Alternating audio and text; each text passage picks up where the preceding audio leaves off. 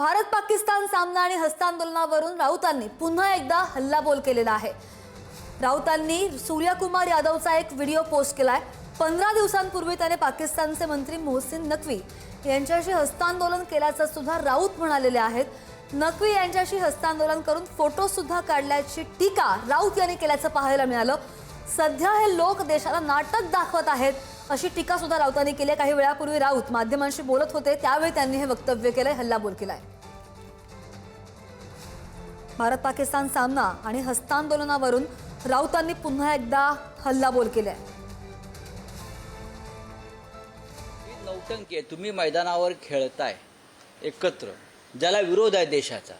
आधीच्या मॅचला काहीतरी त्या पाकिस्तानच्या मॅचशी काय हस्तांदोलन करायला नकार दिलं। अरे खेळलात ना, काल तुम्ही काहीतरी जिंकलात तेव्हा तो पाकिस्तानचे कोण एक मंत्री आहेत मोहसिन नकवी, जे एशियन क्रिकेटचे अध्यक्ष आहेत।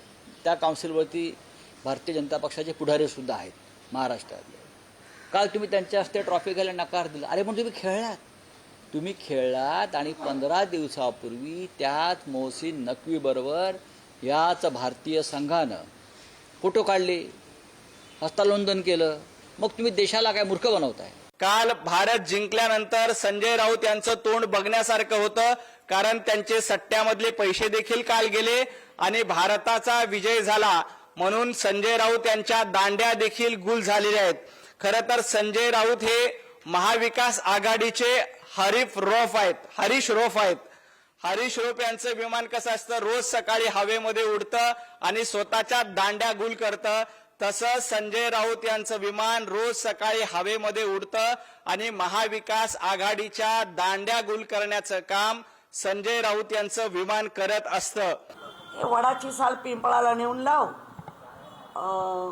पावाला बाम लावा किंवा तसा प्रकार चाललाय इतक्या मोठ्या नेत्यांकडनं। असं काहीतरी होतंय। सिंदूर कशाला घुसवताय?